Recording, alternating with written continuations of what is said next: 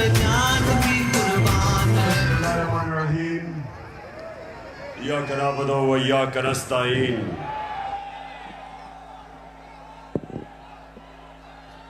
मैं सबसे पहले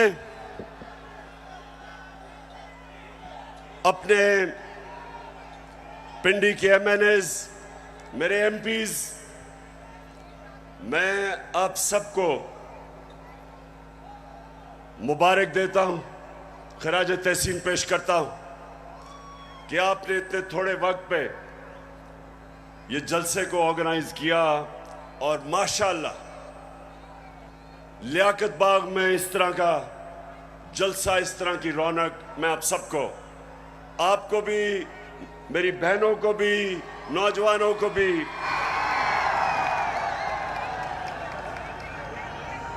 अच्छा, आपने बड़ा संजीदा तरीके से मेरी तकरीर सुननी है, क्योंकि आज मेरे मुल्क में कैंपेन चल रही है और मैं उस कैंपेन के ऊपर भी आऊंगा। उस कैंपेन का एक ही मकसद है कि मेरी कौम को हकीकी तौर पे आजाद ना होने दो। मेरे नौजवानों, खास तौर पे आप, मैं भी बैठा आपको देख रहा था, मुस्तकबिल आपका है।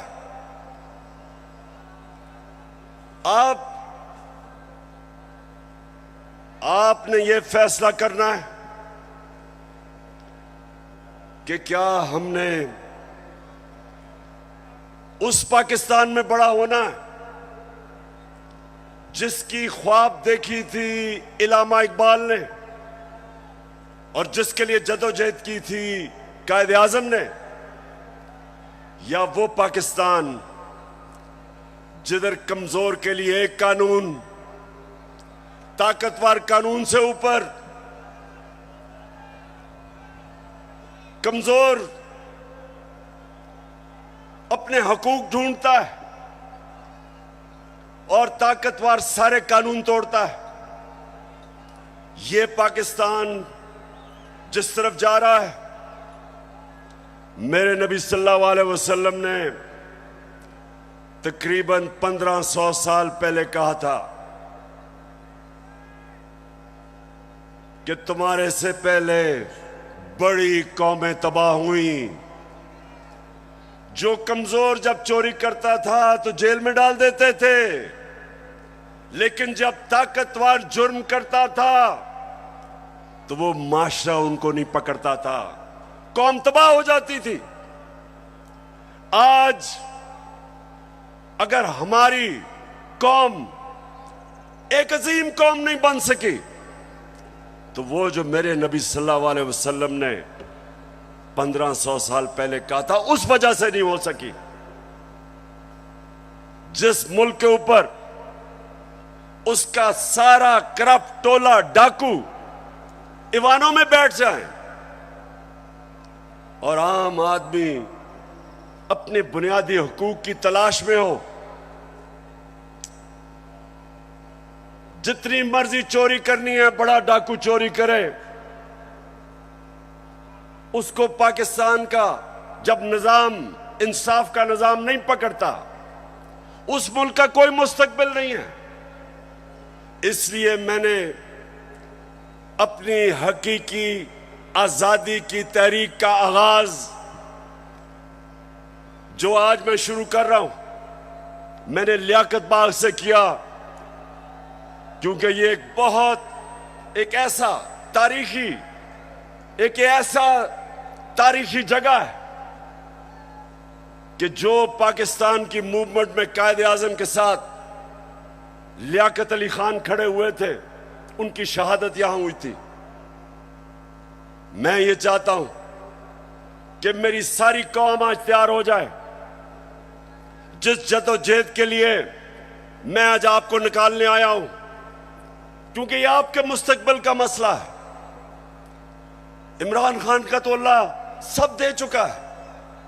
वो तो उसका बार बार शुक्र अदा करता है कि जाती तौर पे तो अल्लाह ने बड़े करम किए मेरे पे। लेकिन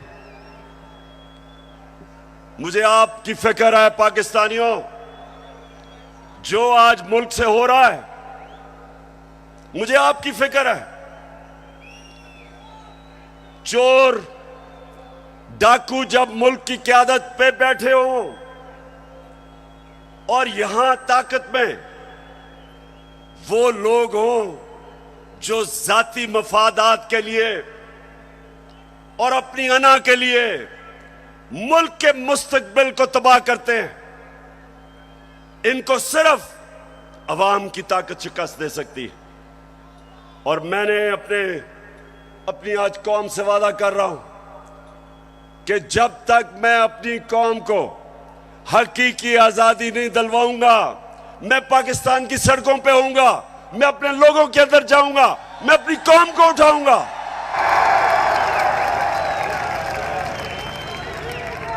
क्यों? नौजवानों सुनो, क्यों इमरान खान को हटाने की जरूरत पड़ी? क्यों बैरूनी साजिश, क्यों बैरूनी साजिश से इमरान खान को हटाया गया? जरा सुने वजह क्या थी। क्या इमरान खान मुल्क के पैसे चोरी करके बाहर बड़े बड़े महल्लात खरीद रहा था? क्या ये मुल्क के पैसे मनी लॉन्ड्रिंग कर रहा था? क्या लोगों की जमीनें चोरी कर रहा था, कब्जे कर रहा था, फैक्ट्रियां बना रहा था? मैंने जितनी देर क़यादत की, इससे कम टाइम पे, जब नवाज शरीफ 1990 में आया था, 17 फैक्ट्रियां बना चुका था। 17 फैक्ट्रियां बना चुका था। मैं सिर्फ क्यों निकाला नवाज शरीफ को? क्यों निकाला? क्योंकि उसने चोरी की थी। लेकिन इमरान खान की रिजीम चेंज क्यों की गई? क्योंकि वो अमेरिका की नौकरी नहीं करना चाहता था। वो एक आजाद फॉरेन पॉलिसी बनाना चाहता था, जिसका मेरी बहनों और नौजवानों समझो आजाद फॉरेन पॉलिसी क्या होती है। वो फॉरेन पॉलिसी होती है जो अपने अवाम की बेहतरी के लिए होती है। जो फॉरेन पॉलिसी दूसरे मुल्कों के मफादात की हिफाजत करने के लिए होती है और अपने लोगों को दूसरों के लिए कुर्बान करने के लिए होती है, उस फॉरेन पॉलिसी के खिलाफ में आया था।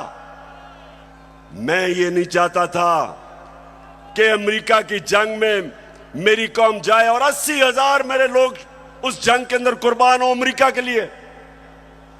मैं नहीं चाहता था कि अगर आप अमेरिका अफगानिस्तान में यहां से हमारे ऊपर से कोई कार्रवाई करे, मैं नहीं चाहता था कि मेरा मुल्क मुलव्वस हो उसमें। क्योंकि मैं क्यों चाहूं कि अफगानिस्तान से हमारे ताल्लुकात खराब हो? मैं चाहता हूं कि मेरी फॉरेन पॉलिसी हो जो मेरे लोगों की बेहतरी में हो। अगर रूस से मुझे 30 या 40% कम कीमत पे तेल मिलता था और मैं अपने लोगों को सस्ती पेट्रोल और फजलुर रहमान दूं, तो मैं क्यों ना दूं?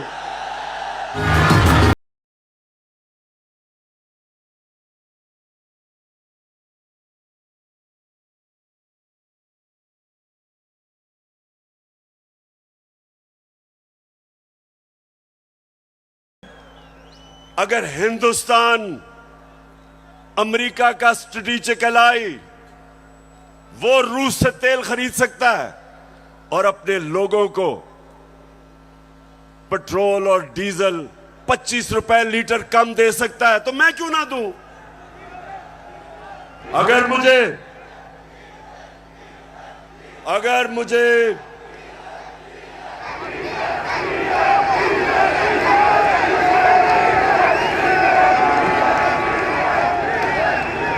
सुने नौजवानों, ये जरूरी है सुनना।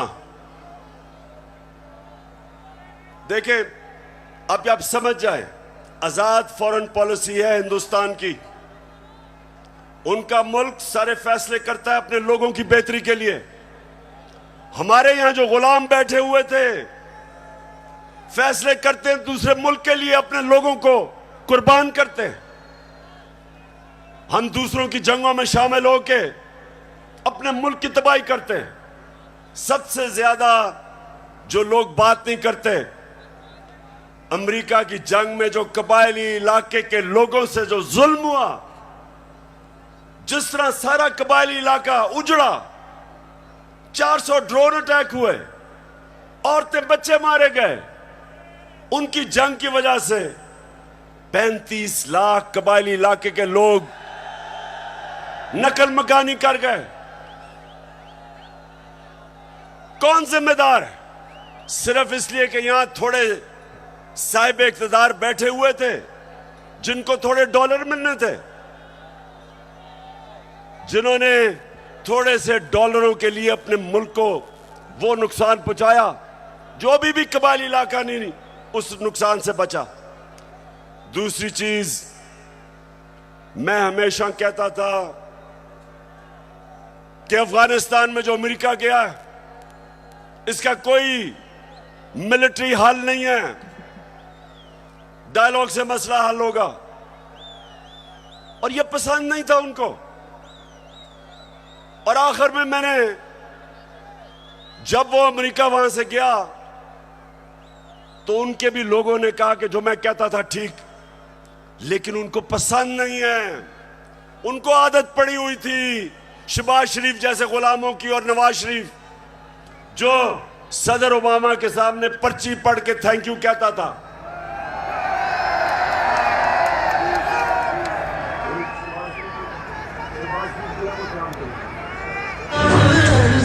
खुदा के काबे से। अच्छा सुने, अब ये बड़ा जरूरी है आपने सुनना, क्योंकि मैंने आज आपको खास आगाज करने आया हूं अपनी हकीकी आजादी की तहरीक, और मैं सबको तैयार करने आया हूं।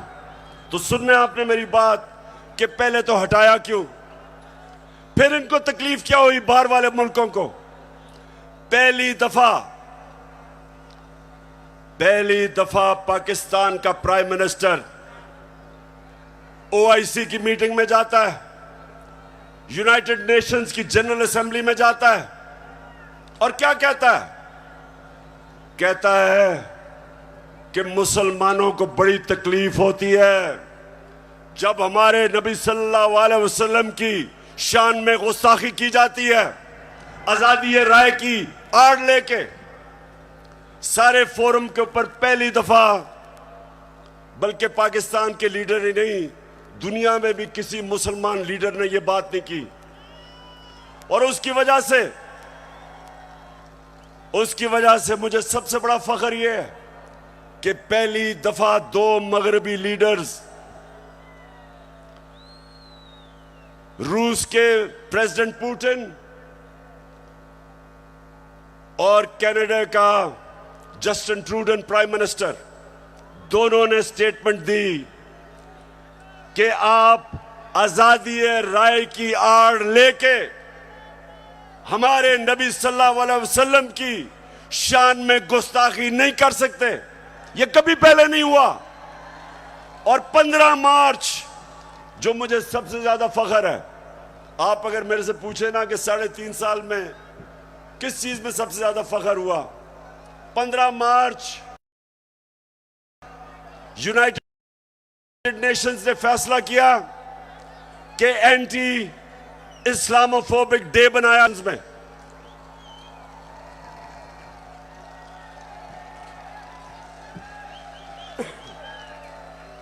तो मेरे पाकिस्तानियों, ये वो लोग जो आदी हुए थे, वो तिफल क्या गिरेगा जो घुटनों के बल चले, इनके आदी हुए थे, आदी हुए थे, उनको पसंद नहीं आया ये। पूरा साजिश हुई। डोनाल्ड लू ने धमकी दी, साजिश पहले से हुई थी, और इन्होंने तब वो गवर्नमेंट गिराई जो उस वक्त 17 साल के बाद सबसे बेहतर माशी तरक्की कर रही थी। 17 साल के बाद आखिरी 2 साल में 5.6% और 6% पाकिस्तान इकोनॉमिकली हमारी ग्रोथ रेट थी, हमारी दौलत में इजाफा था। उस गवर्नमेंट को गिराया जिसकी रिकॉर्ड एक्सपोर्ट्स थी, रिकॉर्ड टैक्स कलेक्शन, बैरून मुल्क पाकिस्तानियों ने रिकॉर्ड रेमिटेंसेस भेजी। उस गवर्नमेंट को इन्होंने गिराया। किसानों के लिए बेहतरीन जो हमने पैकेजेस दिए, रिकॉर्ड फसलें हुई, उस गवर्नमेंट को इन्होंने गिराया। और उन्होंने गिराया इसलिए कि इनको इमरान खान नहीं चाहिए था, इनको चेरी ब्लॉसम चाहिए था। अब देखो, ये जरा देखें, होके आया हूँ मैं, यूएई के होके, अभी मैं तुर्की होके आया हूँ, और मैंने उन भाइयों को कहा कि आप हमारे बड़े अजीम भाई हैं, हमेशा आपने हमारी मदद की।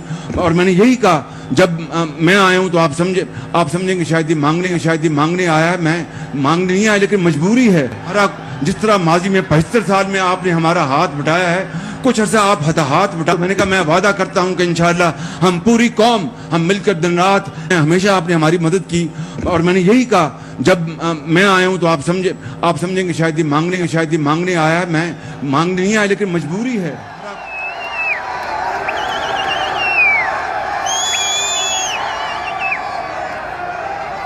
तो मेरे नौजवानों, मैं इसलिए आपके पास आया हूं, मैं भी मांगने नहीं आया,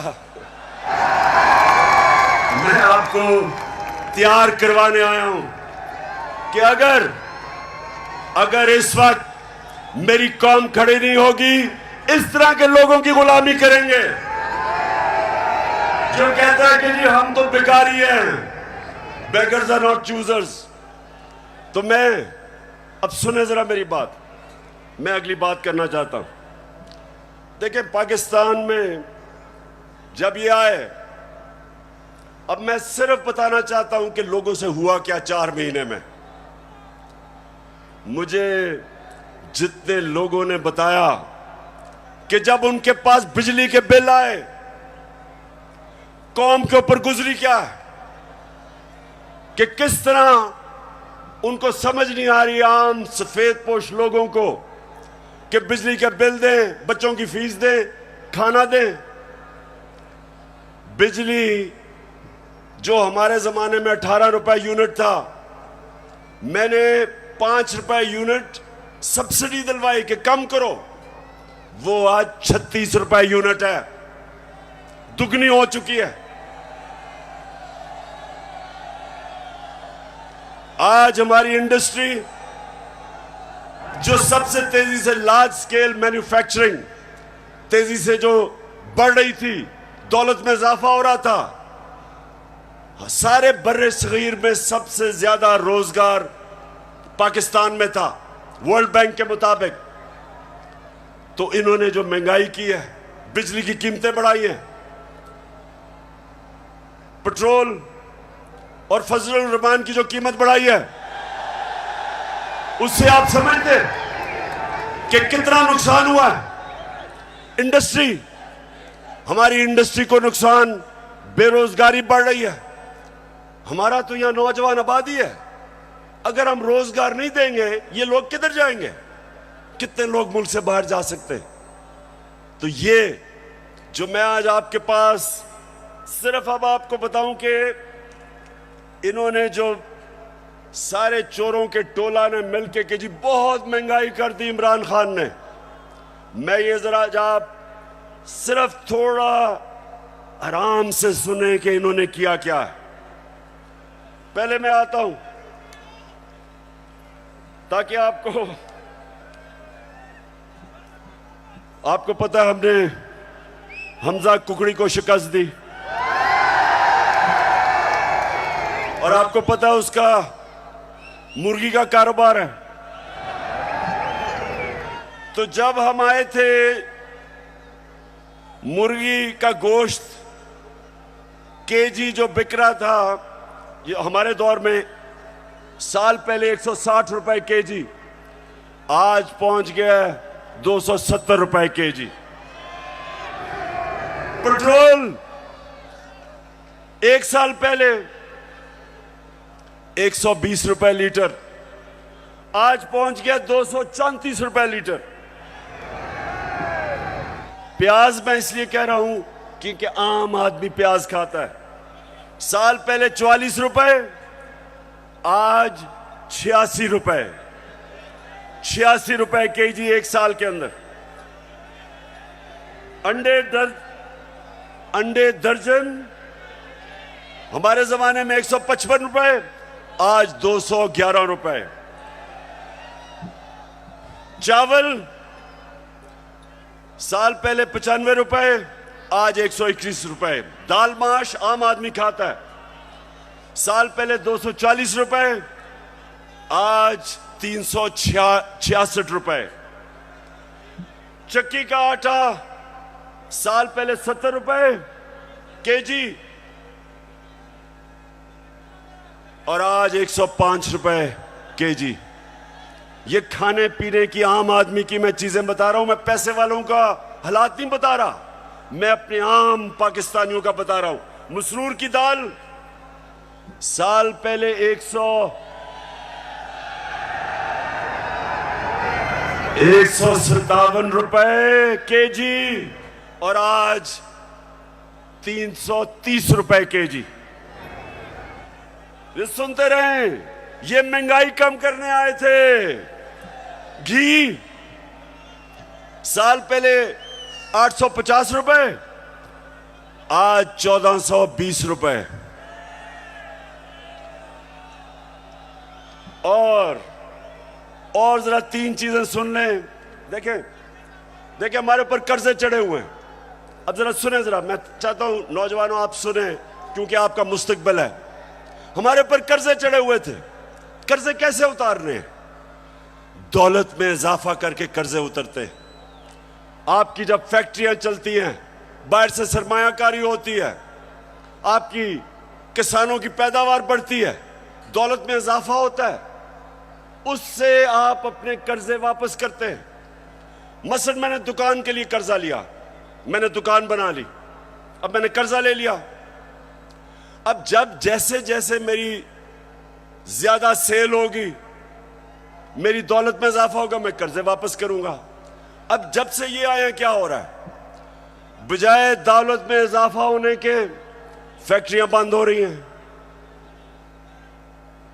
इन्होंने बिजली की कीमत उधर पहुंचा दी और गैस की। फैक्ट्रियां मुकाबला नहीं कर सकती हिंदुस्तान का, एक्सपोर्ट्स गिर रही हैं। एक्सपोर्ट्स हमारे जिस महीने हम छोड़ के गए थे, एक्सपोर्ट्स 3.1 अरब डॉलर था, आज एक्सपोर्ट्स इस महीने 2.2 अरब डॉलर, जो 3.1 अरब डॉलर से एक्सपोर्ट नीचे आ गई 2.2 अरब डॉलर पे। रिमिटेंस जो बैरून मुल्क पाकिस्तानी पैसा भेजते हैं, हमारे आखिरी महीने में 3.1 अरब डॉलर, वो नीचे आके 2.5 अरब डॉलर पे आ गई। मतलब कि दौलत में इजाफा नहीं हो रहा, कर्जे बढ़ते जा रहे हैं। इनके पास हल क्या है? आर्मी चीफ से टेलीफोन करवा रहे हैं सऊदी अरेबिया को कि जी पैसे दे दो, क्योंकि इनको तो सारे समझते हैं कि चोर है ये, इनको तो पैसे कोई नहीं देता। तो आर्मी चीफ अमेरिका को कभी टेलीफोन कर रहा है, कभी यूएई को कर रहा है, कभी सऊदी को कि जी पैसे दे दो। तो इससे क्या होगा? वो तो कर्जे देंगे, कर्जे बढ़ते जा रहे हैं। कर्जे वापस कैसे कर रहे हैं? दौलत में तो इजाफा नहीं हो रहा। और इसलिए मेरे पाकिस्तानियों, इसलिए मैं इनको कहता हूं कि एक ही तरीका है इस मुल्क को इस दलदल में जो घुसा रहे हैं निकालने का, और वो है साफ और शफाफ इलेक्शन। एक ही रास्ता है। लेकिन ये सारे खौफजदा हैं। इन्होंने जब हुकूमत गिराई, नौजवानों सुनो, हुकूमत जब गिरवाई, इनका ख्याल था पार्टी का जनाजा निकल गया। उसके बाद जब पब्लिक सड़कों पे आ गई, इन्होंने 25 मई को हमारे ऊपर जुल्म किया दहशत फैलाने के लिए। उसके बाद 17 जुलाई को बाई इलेक्शन हुआ पंजाब का, हमजा कुकड़ी फारग हो गया, हम जीत गए। सितम के कोहे गरा रूई की तरह उड़ जाएंगे हम महकूमों के पांव तले। ये धरती धड़ धड़ धड़केगी और अहले हुक्म के सहरुख पे जब बिजली कड़कड़ कड़केगी हम देखेंगे लाजिम है कि हम भी। तो जब 17 जुलाई धांधली के बावजूद ये जो इन्होंने चीफ इलेक्शन कमिश्नर बैठाया हुआ है, इसने पूरी खिदमत की मरियम की और हमजा की, पूरी कोशिश की, धांधली की, इंतजामिया इनके साथ, पुलिस इनके साथ। उसके बावजूद पाकिस्तानी कौम, पंजाब के लोग इतनी तादाद में निकले कि इलेक्शन हार गए धांधली के बावजूद। उसके बाद इनको और खौफ आ गया। उसके बाद इन्होंने एक और प्लान लेके आए। इन्होंने कहा अगर हम अब इलेक्शन करवाएंगे तो ये तो 2/3 अक्सरियत ले जाएगी तहरीक इंसाफ। डर गए, खौफजदा हो गए। फिर इन्होंने एक और प्लान बनाया, और प्लान बनाया कि तहरीक इंसाफ को क्रश करो। पाकिस्तान की जो सबसे बड़ी पार्टी, किसी ना किसी तरह इसको क्रश कर इलेक्शन तब तक ना कराओ जब तक पार्टी क्रश ना हो। और मैं बार बार आइन और कानून के बीच में रहता रहा। 25 मई को जो इन्होंने जुल्म किया, उसके बावजूद अगर मैं उस दिन डी चौक में, अगर मैं उस दिन वहां से अपना धरना खत्म ना करता, मुझे पता था कि शाम को खून होना है। मुझे पता है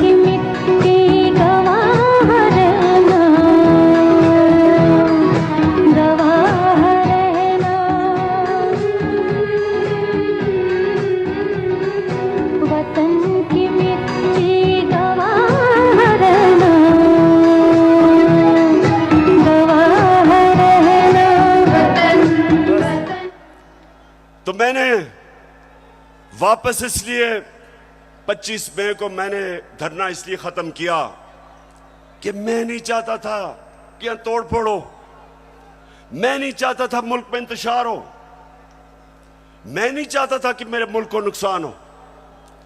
और मुझे पता था कि जिस तरह पुलिस ने दहशतगर्दी की और रेंजर्स ने हमारे ऊपर जिस तरह रबर बुलेट चलाई औरतों बच्चों पे, मुझे पता था कि अगले दिन इंतशार होना था।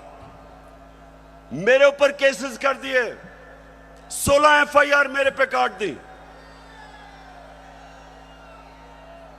उसके बाद इन्होंने क्या किया, जरा गौर से सुने ताकि मैं आपको अपना अगला लाएअमल बताऊं। इन्होंने किया क्या?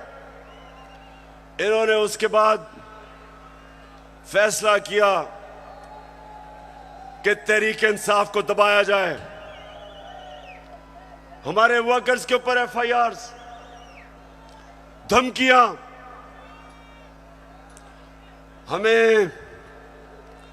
हमें यह कहा गया कि जनाब अगर आप किसी किस्म का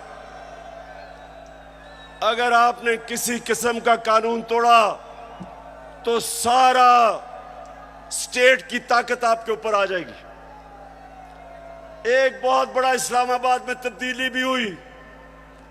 एक मिस्टर एक्स उधर लाहौर में और एक मिस्टर वाई को इस्लामाबाद लाया गया हमें सीधा करने के लिए। देखें, मैं अब आता हूं जिस चीज के ऊपर मुझे सबसे ज्यादा तकलीफ है।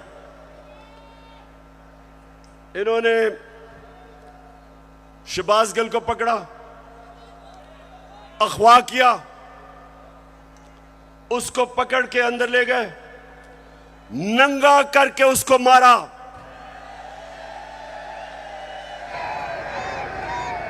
दो तीन दिन तक मुझे तो पता नहीं चला।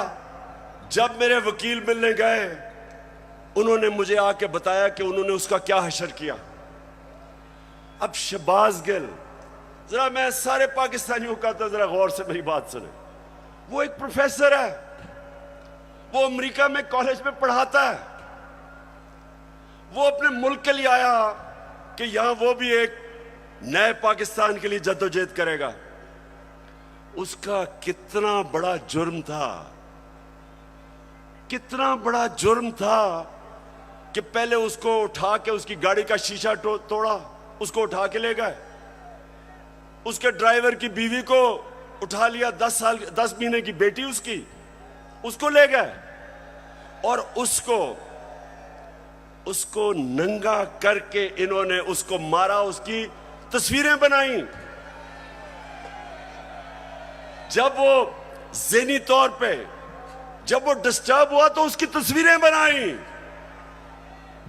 मैं वो लोग जिन्होंने ये किया, मैं उन सारों को आज उनसे मुखातिब हूं कि आप सोचें कि आपसे ये होगा, कभी हुआ तो आपके और आपकी फैमिली के ऊपर क्या गुजरेगी।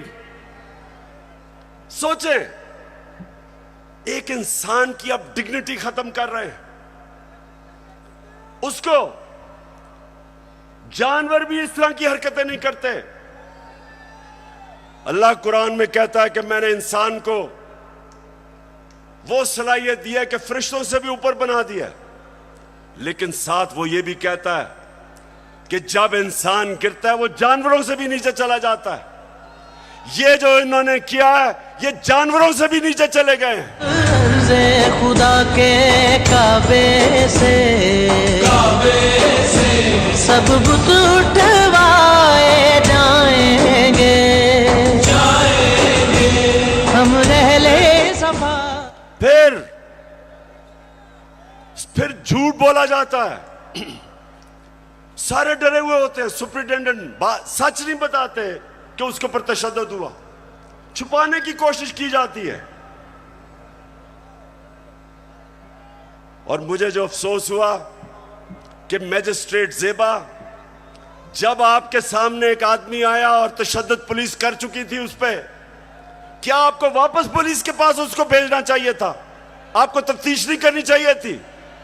ये आपको इंसाफ का तकाजा था कि जब एक आपको नजर आ रहा था कि वो बिल्कुल टूट चुका था, जो उन्होंने उसे जुल्म किया था, उसके बावजूद वापस भेज दिया पुलिस के पास। और फिर कहते हैं जी किसी को तौहीन हो गई। ये आप जो इतना बड़ा रुतबा है जज का, उससे आप इंसाफ नहीं कर रहे। और जो आईजी और डीआईजी इस्लामाबाद, इनके ऊपर, दोनों के ऊपर केसेस हमने दर्ज करवाए हैं, आप इनके ऊपर एफआईआर कटवाई है। और मैं सारी अपनी कौम को कहता हूं कि ये आजाद मुल्कों में ऐसी चीजें नहीं होती। सिर्फ गुलाम मुल्कों में, जिधर आपके हकूक नहीं होते, जिधर इंसाफ नहीं होता, जिधर आइन की और कानून की बालादस्ती नहीं होती, उन कौमों में ये होता है। वहां लोग गुलाम होते हैं, वो कभी ऊपर नहीं आ सकते। जिस कौम के अंदर इंसाफ नहीं होता, वो कभी ऊपर नहीं आती। नबी सल्लल्लाहु अलैहि वसल्लम ने मदीना में लोगों को इंसाफ दे के आजाद कर दिया था। उन्होंने सबको कानून के सामने एक बराबर खड़ा कर दिया था। कोई ताकतवर किसी कमजोर पे जुल्म नहीं कर सकता था, इसलिए वो आजाद हो गए थे। हमारा हर जगह ये जो शहबाज गिल का केस है कि नवाज शरीफ ने उससे बहुत बुरी बातें पाकिस्तानी फौज के खिलाफ की है। देखें जरा इनकी टेप से इन्होंने जो क्या क्या कहा हुआ है पाकिस्तानी फौज के ऊपर। नवाज शरीफ ने, ख्वाजा आसिफ ने, मरियम ने, उनको क्यों नहीं पूछते? क्योंकि वो ताकतवर हैं। वो बेचारा अमेरिका से आया था, कहा कि उसको पूछने वाला कोई नहीं, उसको इस तरह आपने जलील करके। और मुझे शर्म आती है कि हमारे मुल्क में इस तरह की इंसानों को जलील किया जाता है। और इंशाअल्लाह इसका हम पूरा कानूनी तौर पे हम पूरा इंसाफ लेके रहेंगे इसके ऊपर। बाजवा साहब, आपने हमारी अच्छी भली चलती हुकूमत को रुखसत करवाया, जजों से जोर जबरदस्ती से फैसले आपने लिखवाए। जनरल बाजवा साहब, आपको 2018 इलेक्शन में अवाम के मैंडेट की चोरी का हिसाब देना है। हाँ, नवाज शरीफ ने ये जरूर किया कि उसने किरदारों और इदारों के दरमियान एक वाज़ेह लकीर खींच दी है। एक या दो अफराद इदारा नहीं हुआ करते, एक या दो अफराद इदारों की बदनामी का बायस बना करते हैं।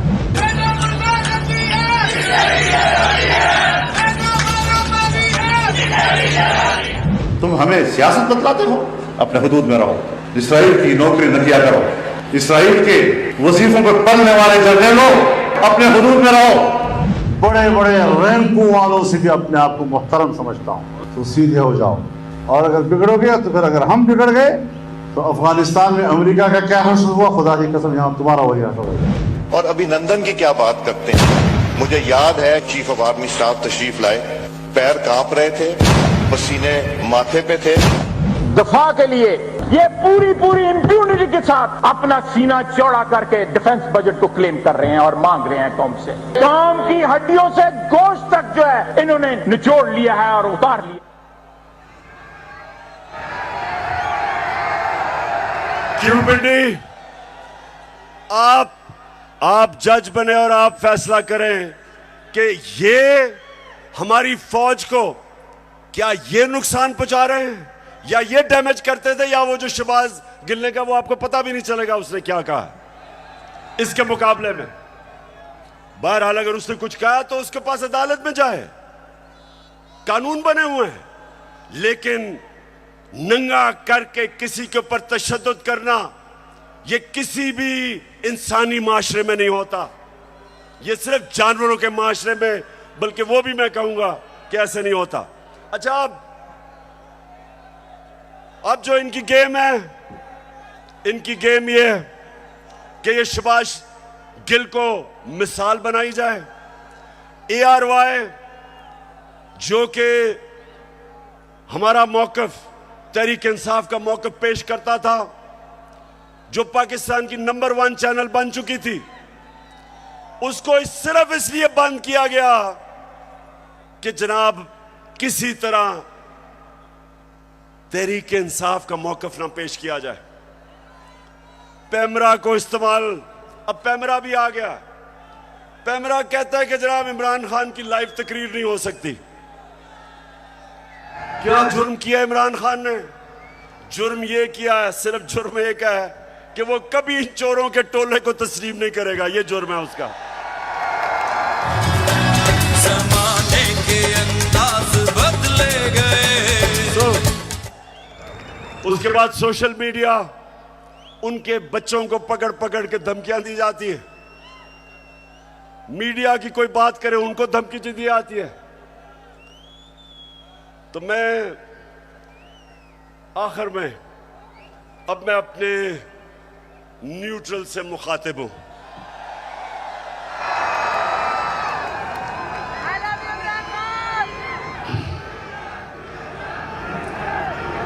मैं सबसे पहले आपको यह बताना चाहता हूं, वो वाले जो 4 लोगों की इनकी स्टेटमेंट है ना,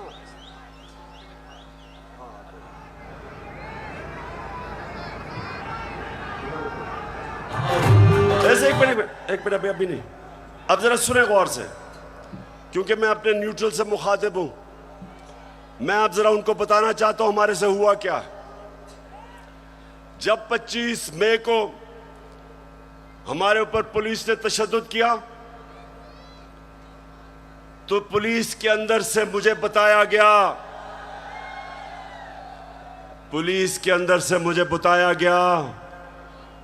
कि जनाब ये पीछे से हमें हुक्म था, यानी कि न्यूट्रल्स का प्रेशर था कि इनको फेंटा लगाओ। जरा सुनते जाए, मैं इस मुल्क के अंदर मेरा जीना मरना है। मैं कोई बाहर नहीं भागूंगा, मेरी कोई बाहर जगह नहीं है, मेरा जीना मरना यहां है। और शायद बाकियों से ज्यादा मुझे इस मुल्क की फिक्र है। तो मुझे यह कहा गया कि ना जनाब हमारे पीछे से प्रेशर है। फिर ये जो चीफ इलेक्शन कमीशन हर फैसला हमारे खिलाफ दे रहा है, पूरा ये जो मुझे डिस्क्वालीफाई करने की कोशिश है, अंदर से पैगाम आता है कि जी मैं तो वो तो कुछ नहीं कर रहा, पीछे से प्रेशर है बूट का। फिर सुनते जाएं, हमें ये जो ऑपोजिशन है, ये जरा मैं चाहता हूं सुने कि बदनाम कौन कर रहा है हमारी फौज को।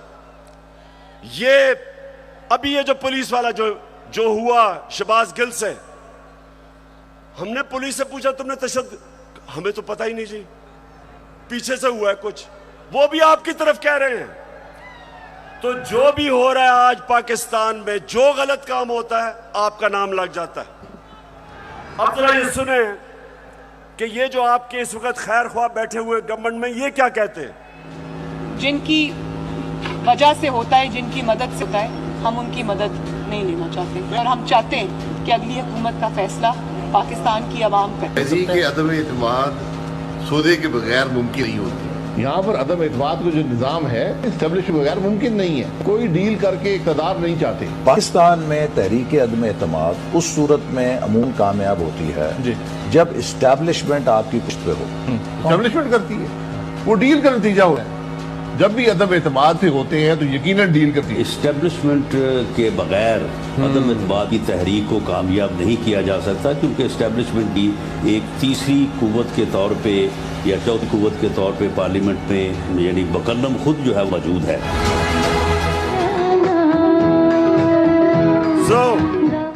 सो मैं ये सवाल पूछता हूं, कौन किसको बदनाम कर रहा है। और उसके बाद जरा सुनते रहे, हमें पैगाम आता है, मेरे घर से कोई मिलने आता है, उसको टेलीफोन आ जाता है एजेंसी से जी कि जी आप क्या करने गए थे। मेरे घर में लोग मिलने आ रहे हैं, पुलिस खड़ी है नीचे, उनके जूते उतार रही है। ये पुलिस नहीं कर रही, पुलिस हमें खुद बताती है कि पीछे से न्यूट्रल्स का हुक्म है हमें। तो मैं आज पूछता हूं कि क्या आप न्यूट्रल हैं या नहीं हैं, बताएं हमें। और अगर नहीं है तो क्यों इस मुल्क को इतना नुकसान पहुंचा रहे हैं। अगर इन लोगों के साथ आपने खड़ा होना है, तो क्या आपका ख्याल है कि जो कौम 30 साल से इनको चोर समझती है, वो क्योंकि आज आप इनके साथ खड़े हैं, वो इनको पाक कर देगी, वो मान जाएगी कि ये नहीं, चोर नहीं है। आपको भी नुकसान पहुंच रहा है। मैं आज इसलिए कह रहा हूं सब कुछ कि मुझे पता है प्लान क्या बना हुआ है। जो मिस्टर वाई आया, मुझे पता है वो क्या प्लान बना के आया है कि मीडिया को दबाओ, आवाज बंद करो, इनको डराओ धमकाओ, शहबाज गिल को मिसाल बनाओ, इमरान खान को जेल में डाल दो। इमरान खान को जेल से कोई फर्क नहीं पड़ेगा।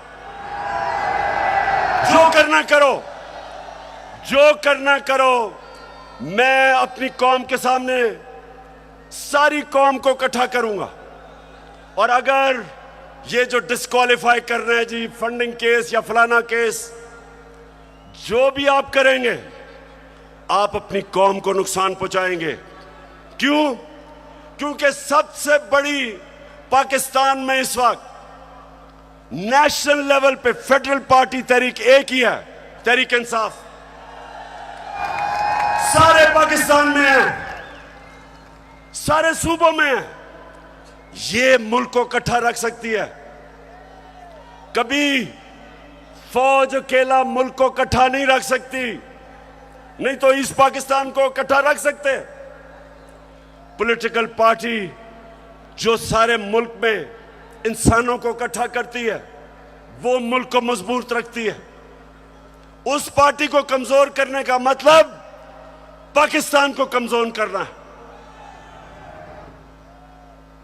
और अगर आप इसी पार्टी को दीवार से लगा देंगे, जो आप इस वक्त प्लान बना हुआ है, मैं आपको यकीन दिला रहा हूं कि यहां श्रीलंका वाला हाल होने वाला है।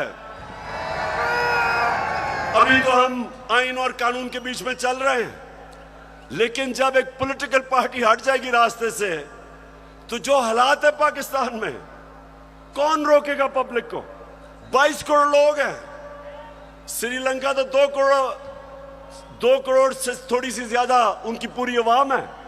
यहां तो 22 करोड़ पाकिस्तानी है। जो हालात हैं, अगर इसमें आप पॉलिटिकल पार्टी को खत्म करके इन चोरों को ऊपर मुसल्लत करेंगे, नुकसान तो मुल्क है। और मैं इसलिए आखिर में कहता हूं कि इस मुल्क के पास सिर्फ एक रास्ता है, और वो रास्ता है साफ और शफाफ इलेक्शंस का। ये जो बाकी तरीके इख्तियार किए जा रहे हैं, एक वो सेटअप, एक जिनके पास पब्लिक में निकल नहीं सकते, जलसा वो नहीं कर सकते, उन लोगों को अगर, और 30 साल से जो चोरी कर रहे हैं, अगर आप समझते हैं कि ये कौम उनको एक्सेप्ट कर जाएगी, कौम भी नहीं एक्सेप्ट करेगी, कोई भी इन्हें एक्सेप्ट नहीं करेगा, ना बाहर इनकी क्रेडिबिलिटी, ना पाकिस्तान में। और आगे हमारे मुल्क के हालात बिगड़ते जाएंगे। ये कर्जे लेके और समझना कि जी मुल्क चलना शुरू हो गया, क्योंकि कई मुल्कों ने कर्जे दिए। ये कैंसर का इलाज डिसिप्लिन से हो रहा है। कर्जे बढ़ते जा रहे हैं, कर्जे का बोझ बढ़ता जा रहा है। ये इस तरह मुल्क नहीं चलेगा। जब तक पॉलिटिकल स्टेबिलिटी नहीं आएगी, माशी हालात ठीक नहीं होंगे। तो मैं आखिर में अपनी तकरीर खत्म करने से पहले बलूचिस्तान के लोग, सिंध के लोग और राजनपुर और डेरा गाजी खान जिधर सैलाब आए हुए हैं, उधर के लोगों के लिए एक तो हम दुआ भी करते हैं, और मैं सारी गवर्नमेंट्स को, पंजाब की गवर्नमेंट को कह रहा हूं कि पूरी तरह मदद करें हमारे इलाकों में। केपी की गवर्नमेंट को कहूंगा कि जो भी हम कर सकें बलूचिस्तान में करें, और जो भी हालात हैं, मैं चाहूंगा कि जो हमारे लोग बड़े खुल के ऐसे मौके पे मोबिलाइज होते हैं, इन लोगों की मदद करें, क्योंकि लोग इस वक्त सैलाब की वजह से बहुत मुश्किल में। और आखिर में मैं ये भी मुबारक देना चाहता हूं सबको कि अभी जो कराची में बाय इलेक्शन है, तहरीक इंसाफ जीत गई है। पाकिस्तान जिंदाबाद।